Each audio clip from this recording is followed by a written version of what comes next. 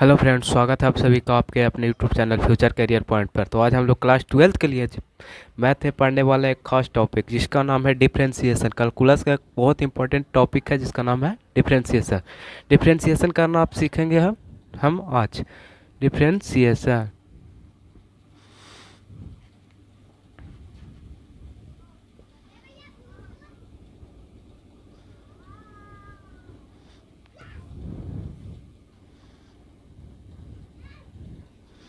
Differentiation Hindi में बोलते हैं अवकलन। क्या बोलते हैं? अवकलन। डिफरेंशिएशन करना सीखेंगे। यह क्लास 12th में चैप्टर नंबर 11 में है। क्या नाम है? चैप्टर का नाम है डिफरेंशिएशन, हिंदी में बोलते हैं अवकलन। अवकलन होता है कैसे? तो अवकलन की प्रक्रिया होता है, गणित में एक विधि होता है अवकलन करना, जो किसी भी राशि के सापेक्ष किया जाता है, किसी भी राशि का, किसी भी फंक्शन का किसी भी राशि के सापेक्ष किया जाता है। डिफरेंशिएशन को दर्शाते कैसे हैं सर? तो डिफरेंशिएशन को दर्शाते हैं डी बटे डी एक्स से। इसका मतलब क्या होता है सर? डी बटे डी एक्स, ऊपर में कोई फंक्शन होता है, कोई फलन होता है जिसका अवकलन किया जाता है एक्स के सापेक्ष में। जैसे यहाँ पर बोल दिए हम वाई है कोई फलन, कोई फंक्शन है, तो इसका मतलब यही होता है कि एक्स के सापेक्ष में वाई का अवकलन क्या होता है, एक्स के with respect to x y का डिफ्रेंशिएट करना हमको। इसका मतलब लिख देते हैं क्या होता है। डी बटे डी एक्स का मतलब होता है वाई का अवकलन किसके सापेक्ष में? तो एक्स के सापेक्ष में वाई का अवकलन। इसका मतलब सिर्फ और सिर्फ यही होता है। और डिफ्रेंशिएशन का पूरे में यही हम बात करेंगे, डी बटे डी एक्स, डी बटे डी एक्स। ऊपर में कोई फंक्शन होगा, नीचे में एक्स होगा, एक्स के सापेक्ष उस फलन का अवकलन हम बोलते हैं इसको। ठीक है, इसको मिटाते हैं। अब जानते हैं इसके रिलेटेड फॉर्मूला। पहला इसमें फॉर्मूला होता है डी बटे डी एक्स। जानते हैं डी बटे डी एक्स का मतलब एक्स के सापेक्ष यहाँ पर जो होगा उसका डिफ्रेंशिएट करेंगे हम। तो डी बटे डी एक्स हम मानते हैं सी कोई कांस्टेंट टर्म है, कोई कांस्टेंट है जिसका डिफ्रेंशिएशन क्या होता है? जीरो। कोई भी कांस्टेंट आ जाए जिसका डिफ्रेंशिएशन कितना हो जाएगा? जीरो। यह हमारा पहला फॉर्मूला है जिससे शुरुआत होता है। कोई भी कांस्टेंट आ जाए, जैसे हमसे पूछ दिया क्वेश्चन कि डी बटे डी एक्स और 5 इसका डिफ्रेंशिएशन बताओ, तो ये 5 क्या है? एक कांस्टेंट है, एक अचर संख्या है। तो 5 का डिफ्रेंशिएशन हमेशा जीरो होता है। कोई भी आ जाए, डी बटे डी एक्स अगर हमसे पूछ दे 50 का, तो कितना हो जाएगा? जीरो। कोई भी कांस्टेंट का हमारा डिफ्रेंशिएशन कितना होगा? जीरो। दूसरा फॉर्मूला की बात करते हैं, डी बटे डी एक्स एक्स, एक्स का एक्स के सापेक्ष में डिफ्रेंशिएशन क्या होगा? एक्स के सापेक्ष में वही वाला बात हो गया कि एक्स के एक्स का सापेक्ष में डिफ्रेंशिएशन 1 होगा। और कितना होगा? तो एक्स डी बटे डी एक्स एक्स, एक्स के सापेक्ष में एक्स का अवकलन कितना होता है? 1 होता है। ठीक है, तीसरा बात करते हैं, और बहुत इंपॉर्टेंट ये फॉर्मूला बहुत जगह काम आता है, इसको भी एकदम याद ही करना। डी बटे डी एक्स एक्स के पावर एन, एक्स के पावर एन का डिफ्रेंशिएशन कितना होता है? तो हमारा ये याद करने का ट्रिक है कि पावर को पहले लिखेंगे, पावर कितना है? एन, एन को पहले लिखेंगे, उसके बाद जैसे हो उससे उतार देंगे एक्स के पावर एन और पावर में से एक को कम कर देंगे। एक्स के पावर एन का डिफ्रेंशिएशन, पावर को पहले लिखें, एन को पहले, फिर जैसे जैसे यानी एक्स के पावर एन है तो एन, और उसमें से फिर पावर में से एक को कम कर देंगे। याद हो गया? एक्स के पावर एन का डिफ्रेंशिएशन, एक्स के पावर एन का डिफ्रेंशिएशन होता है एन, और एक्स के पावर एन माइनस 1। इस पर क्वेश्चन कैसे पूछता है सर? तो देखो, डी बटे डी एक्स मान लिया जाए, पूछ लिया एक्स के पावर 5 इसका डिफ्रेंशिएशन बताओ।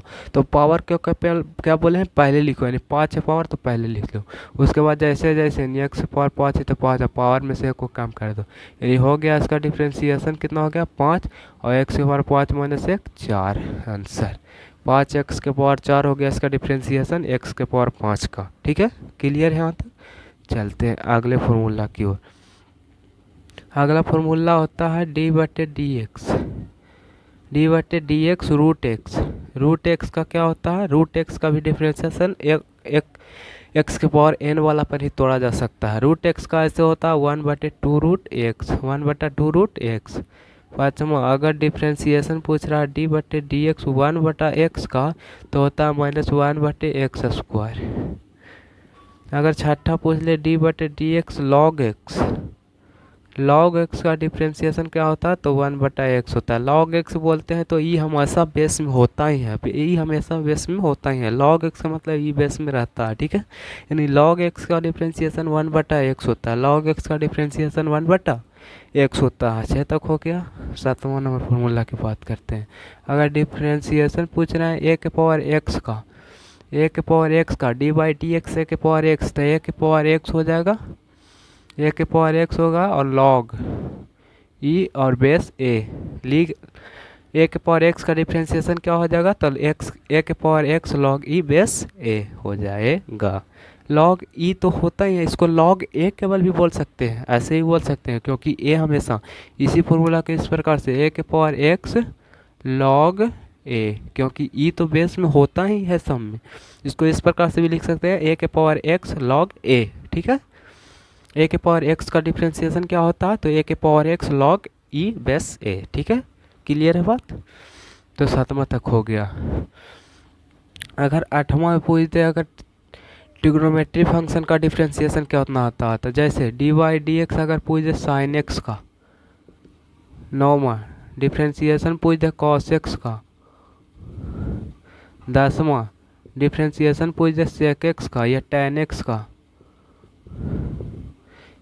11 डिफ्रेंसिएशन पूछ दे अगर सेक एक्स का। 12 डिफ्रेंसिएशन पूछ दे अगर कॉट एक्स का। 13 डिफ्रेंसिएशन पूछ दे अगर कॉसेक एक्स का। कितना हो गया, 1 2 3 4 5 6 को ट्रिग्नोमेट्री फंक्शन होता है, इसका डिफ्रेंसिएशन भी हम लोग पढ़ेंगे। तो पहला sine x, d/dx sine x, यानी एक्स के सापेक्ष में साइन एक्स का अवकलन क्या होता है, तो कॉस एक्स होता है। कॉस एक्स का क्या होता है डिफ्रेंसिएशन, तो माइनस में साइन एक्स होता है। टेन एक्स का क्या होता है, तो सेक स्क्वायर एक्स होता है। सेक एक्स का क्या होता है, तो sec x into tan x होता है। कॉट एक्स का क्या होता है, तो माइनस कॉसेक स्क्वायर एक्स होता है, माइनस कॉसेक स्क्वायर एक्स होता है। कॉसेक एक्स का क्या होता है, तो minus cosec x into cot x होता है, minus cosec x into cot x होता है। इतना तक आप लोग का स्क्रीनशॉट लीजिए। कौन हो गया, यहाँ तक हो गया क्लियर। तो आगे चलते हैं। ये हमारा 13 को फॉर्मूला, 13 को क्या है फॉर्मूला, इसको एक बार रिपीट करते हैं फर्स्ट वे में। उसके पहले एक और फॉर्मूला जान लेते हैं 14वां, जिसका नाम है d/dx अगर u प्लस भी कह दे। 15वां d/dx अगर u माइनस भी कह दे। 16वां d/dx अगर u इंटू भी कह दे। 17वां d/dx अगर u भागा भी कह दे, u भागा भी कह दे। ये 4 फॉर्मूला है। अगर कोई भी फंक्शन जोड़ में हो, कोई भी फंक्शन घटाव में हो, कोई भी फंक्शन गुणा में हो, या कोई भी फंक्शन भागा में हो, तो उसको डिफ्रेंशिएट कैसे करते हैं उसके बारे में सीख रहे हैं, ठीक है। तो पहला हमारा जोड़ में है। जोड़ में हमारा सेपरेट हो जाता है, यानी अलग अलग सेपरेट हो जाता है डिफ्रेंशिएशन में। जैसे d/dx u प्लस भी है, यानी u का अलग डिफ्रेंशिएशन हो जाएगा और v का अलग डिफ्रेंशिएशन होगा और दोनों जुड़ जाएगा।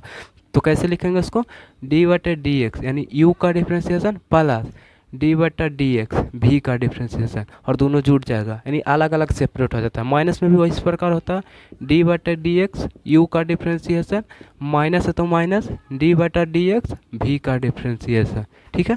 गुना में होता है कि पहले एक को छोड़ो दूसरा का डिफ्रेंशिएशन, दूसरा को छोड़ो पहला का डिफ्रेंशिएशन, ठीक है। तो पहले u को छोड़ते हैं और v का डिफ्रेंशिएशन, यानी d/dx भी, और प्लस गुना में प्लस, अगर भी को छोड़ेंगे और u का डिफ्रेंशिएशन d/dx u, ठीक है। ये हमारा हो गया